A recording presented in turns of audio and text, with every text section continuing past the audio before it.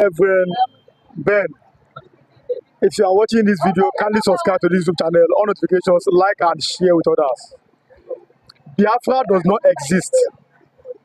There is nothing like Biafra after the Civil War.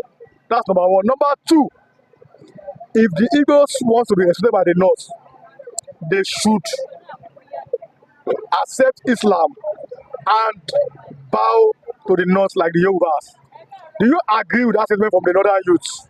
And number one, Biafra does not exist. Number two, the Igbos must accept Islam and bow to the North like the Yorubas. Hey, you know why I laugh? It's like the person is a comedian. So you know it was serious. It was serious. Yes. First and foremost, my name remains Evangelist Benjamin Johnson SS Natri, the only Biafran man who believes in the truth and speaks the truth and I will die in the truth. First and foremost, we can never be Islam. Why not the Northerners become Fulani and co become Christian? No, let them accept Christianity and become a Christian. It is my choice. Even God, Chukwu Okike Obiama, in time of creation and after creating, He said, choose ye this day. Make your choice. Yes. Whosoever you will serve. Yes. If you like a Sababara Olawo, if you like a Sagogu, if you like a Sab anything, yes. Freedom of worship was given to us by the Creator. Yes. Why are you a mere human, a mere mortal, telling me that your senior brother, telling me to come and bow to your religion, your ideology? That is nonsense. It's an insult in the highest order. And talk of Biafra, anybody that says there's nothing like Biafra should go back to bed and go back to his or her mother's womb. And to be reborn again because the person is still sucking breast. Because Biafra senior Nigeria, go and listen to Oni of Ife. I am talking of Oni of Ife currently. I'm not talking of the old one. I'm talking of the current one now. The Oni of Ife. Oni of Ife. He said he did his research. Spiritually, he found out that the Igbos, the Biafran, have existed long ago, even before the Jewish, called Israel today. Are you hearing me? He himself has found out. So you the friend, okay, I don't need to talk much on your side because you never go to school. And if you go to school, you will understand English. You will speak very good. And you will sound sensibly. But because you are not civilized, neither are you educated. Yes. So you will definitely remain in darkness and sound stupid. Telling me that nothing like Biafra. Do you know the meaning? Do you know what you have just said? Telling me that I should become an Islam. If Yoruba accept Islam, that is their choice. We the Easterners can never accept Islam. Because it's not in us and it can never be part of us. Are you hearing me? Listen and listen good. We have decided whom to serve. We have chosen whom to serve. We have made up our mind to serve Chukwu Okike, Chukwu Obiama. Nkekere n'igwe n'ụwa. I have chosen to serve the only God who visit the heart of the earth called grave and come back alive. Muhammad died, Muhammad never come back alive. So why should I serve Muhammad? No, tell me, Jesus remained the only God who visit the heart of the earth called death and he come back alive, still standing and continue speaking. No other man, including Muhammad, has ever tried that. Yes. Look at the man they call Jesus of Igbo. He died and buried up to today. He remained there. Jesus of Igbo. That was in the 50s. And he died in the 70s. He died in 70s. He died and he never resurrected today. There is one strong man in America who claimed to be Christ, that he had power, that he will die after 3 days, that he will resurrect. I've forgotten his name. He died true, and was buried. And the third day, he intended to resurrect. Thunder from up came down and buried him beyond 6 feet. What I'm telling you, the Fulani man or the Hausa man that is saying this, go to school, go and read, do verification. Nobody has ever done that except Christ. So I and my family stand to serve only the living God, the one who is the resurrection and the life. And that is why he has the power to go to the grave, where a man called Lazarus has been buried for 4 days. Go and read the book of John chapter 11. He was buried there for 4 days. And after that 4 days, Jesus went there and said, Lazarus, he said, come forth. And the Bible said, immediately the man that was died and buried for 4 days stood up and came forth. That is to tell you that he has power of life and resurrection and death. In the book of 1 Corinthians chapter 15, he said, oh death, where is that power? Oh death, where is that sting?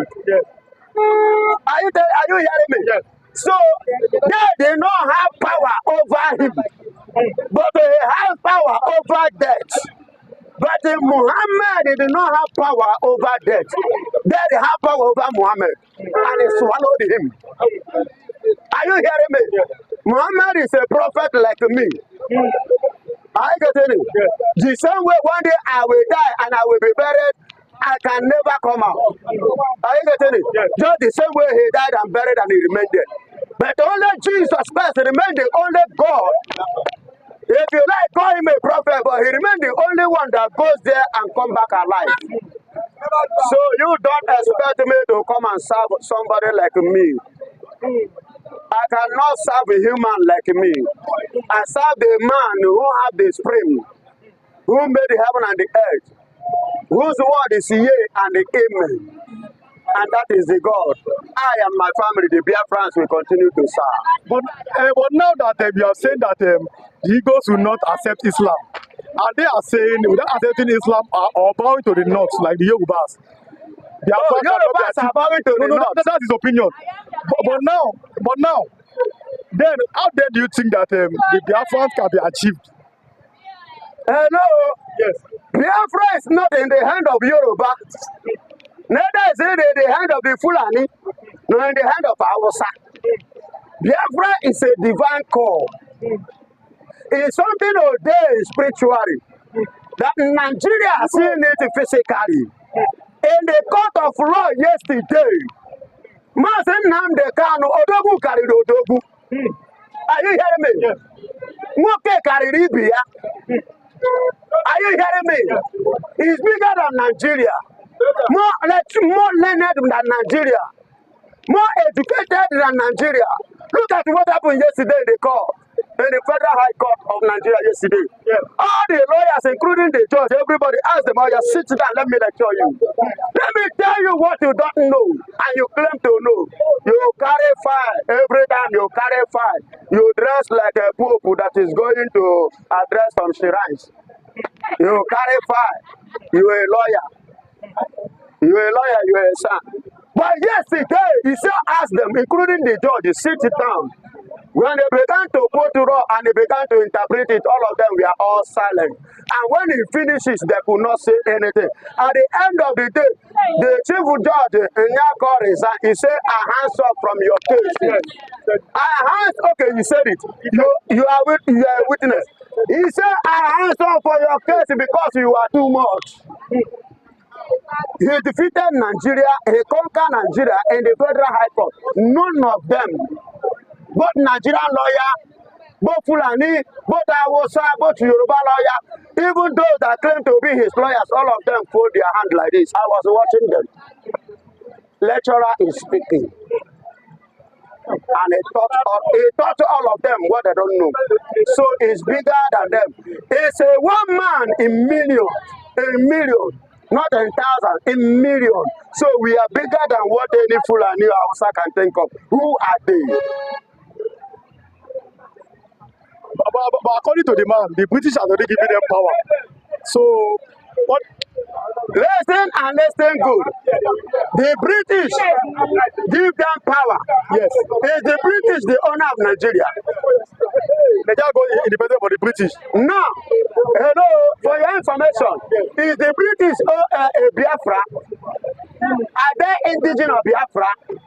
Is British Igbo people? They are not. And let me tell you, he said the British should give Nigeria what? Independence. Yes. It's Igbo Nigeria. Igbo is Biafra. Are you not seeing the sound?